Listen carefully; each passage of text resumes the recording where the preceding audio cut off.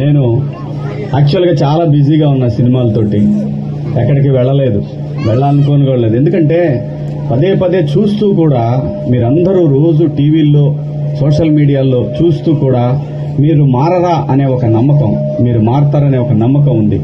కాకపోతే last time నేను ఇక్కడికి వచ్చినప్పుడు నేను మీ అందరికీ క్లియర్గా చెప్పా, విడుదల రజని ఆవిడ మన మనిషి కాదు, ఆవిడ పెద్ద business man, lady business man. Mahesh Babu business man సినిమాలోనూ ఆవిడ lady business man.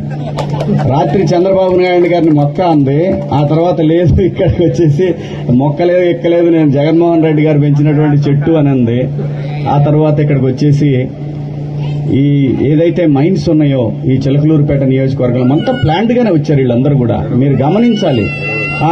Edavalli mines గాని ఇక్కడ పక్కన రాత్రి వెళ్ళాను మురిగిపూడి, ఈ ఏరియాలో వాళ్ళందరూ చెప్తా ఉంటే నాకేం ఆశ్చర్యం అనిపించలా. అరే బాబా నెత్తి నోరు కొట్టుకొని చెప్పి ఆ రోజు ఊరంతా తిరిగి వద్దురా అయ్యా నమ్మకండ్రా, అంత అమాయకుడు అండి జగన్మోహన్ రెడ్డి గారు. అన్నా మా నాయనని చంపారు, మా బాబాయిని చంపారు, మమ్మల్ని చంపుతున్నారన్న ఒక్కసారి అవకాశం. ఆయన చిన్నపిల్లాడండి, అంత దారుణంగా ఎవరన్నా చిన్నపిల్లల్ని మోసం చేశారంటే నమ్ముతారు కానీ లక్షల కోట్లు సంపాదించినటువంటి మనిషి ఒక్క అవకాశం అంటే ఇలా ఇస్తూ పోతే మీ బిడ్డల భవిష్యత్తు ఏంటి చెప్పండి.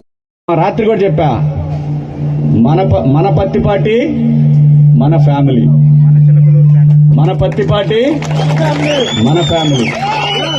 మీకు అందుబాటులో ఉండే వ్యక్తి, మీరు తలుపు తడితే ఆయన కుటుంబ సభ్యుల్లో ఎవరొకళ్ళు మేడమో బాబో పిల్లలో ఎవరొకళ్ళు వచ్చి మీకు ఏ సమస్య ఉన్నా ఒక నిమిషం కూడా ఆలోచించకుండా వచ్చి మీకోసం పనిచేసిన మనిషిని మీరు అలా మర్చిపోయి ఏదో చెప్తారు కదా, ఏదో చుట్టం చూపుగా వచ్చింది అని గౌరవం ఇచ్చిన దానికన్నా ఎక్కువ గౌరవం ఇచ్చారు మీరు. అది ఆమె కులము అబద్ధం చెప్పింది, బీసీల్ని మోసం చేసింది, అన్నీ అబద్ధమే. అదే చెప్పారు కదా అంబేద్కర్, అదే చెప్తా ఉంటాడు, చదువుకున్నవాడు కనుక మోసం చేయటం అంటే వాడు క్రూర మృగం కంటే దుర్మార్గమైనటువంటి జంతువు అని చెప్పి అంబేద్కర్ చెప్తా ఉండేవాడు. అలాంటి క్రూరమైన ఆలోచనలతోటి చదువుని మేళవించుకొని జనాన్ని ఈజీగా మోసం చేయాలనే ఉద్దేశంతో ఇక్కడికి వచ్చిన మనిషి దాచిపెట్టుకున్న డబ్బుల్ని, మీ బిడ్డల భవిష్యత్తు కోసం దాచిపెట్టుకున్న డబ్బుల్ని తన బ్యాంకు అకౌంట్లోకి, గవర్నమెంట్ అకౌంట్లోకి మార్చుకుని బటన్ నొక్కుతున్నానని చెప్పి 20% మీకిచ్చి 80% తను మింగేస్తున్నాడు. ప్రపంచంలో 100% ప్రజలకి ఎవ్వరూ కూడా వెల్ఫేర్ ఇవ్వలేరండి, అది అబద్ధం.